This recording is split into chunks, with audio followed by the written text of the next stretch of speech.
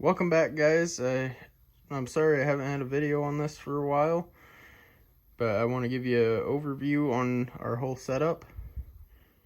So I'm going to show you all of our air hookups, electric hookups, and how we have everything put together. So first I'm going to show you the air system that we have set up for getting the moisture down and whatnot. The first part that we did is we took straight off our air compressor, these lines that come off the compressor back here.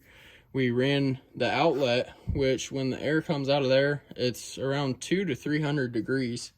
So we ran that line over here to this radiator type setup that we have. And that goes through all the pipes, and as it's going through there, the moisture condenses off onto the pipes, and then we have drains down at the bottom, and we made up a little handle to dump the drains. There's no water in it right now, but we just took some little flat bar and put it down to our valves, as you can see there, and that works pretty good, so we don't have to individually dump them. But the point of that is to just help condense some of the water out of the air. After the air goes through here, it goes back into the tank, and it's under 100 degrees when it goes into the tank. And I've seen where some people will just let their air compressor run and then run their air through the same kind of mechanism, but we didn't really want to do that because then that still puts moisture in your tank, and then you're not really getting all of it out. But this works pretty good. Every time we run the air compressor, I would say probably 3 cups of water come out of that. So it's very effective in getting the moisture out. We have a 80-gallon air compressor. You probably don't need this one, one that's this big for this setup, but I would suggest probably like a 50-gallon. Definitely want something with a lot of pressure for your plasma cutter. But after it goes through the dryer and everything, it goes up, and we ran our line across the ceiling over to our plasma setup.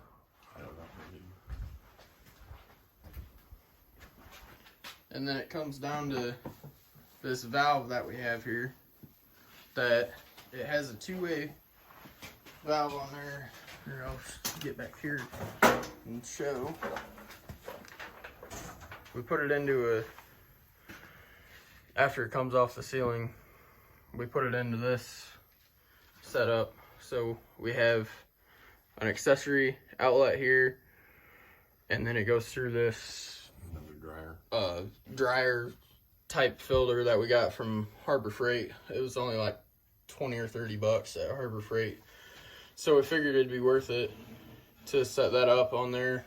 It wasn't very hard. We just had to make a bracket and fit it up. But after it goes through there, it goes into our refrigerated air dryer that we have up on a shelf, and it goes through that. Right now it's not working properly because we bought it used, but if you want to get a new one, this is kind of what our setup is designed for.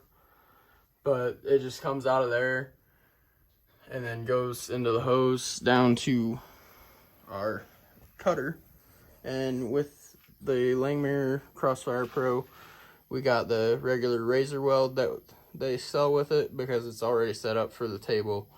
So we didn't really want to mess around with modifying any other cutters, so we just went ahead and got this. And this is the razor weld cut 45.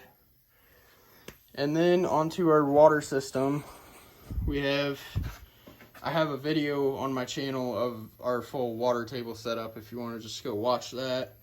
But we just have a tank with a pump and a little hose that we made a adapter so it goes into both sides of the table. You might have already seen the video. If you haven't, please go watch that. And while you're at it, you might as well just subscribe to my channel so you see the rest of them that I'm going to put out.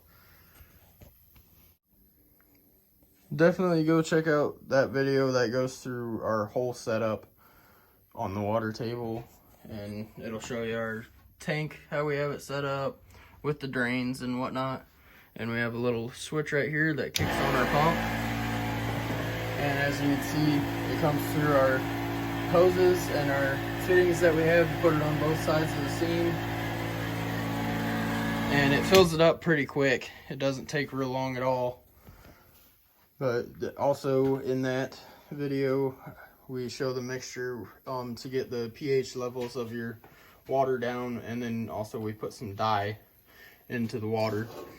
Now onto sort of a review of the table. We were very impressed when we were putting it together on the fit and finish of everything.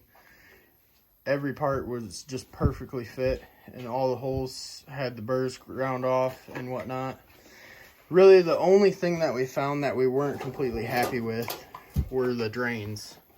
The drains that it came with didn't really allow it to drain all of the water down flush with the table. So we just got these bar sink type drains, and they're not very expensive. They were maybe 10 bucks at our local plumbing supply house. If you don't already have a powerful laptop, you'll probably have to invest in one with enough memory and speed to run the systems. We had to buy this one. It's a old gaming laptop. It was about a year old when we got it. The guy that we got it from was real big into gaming, and he had a bunch of RAM on it, and everything was just set up for high power systems.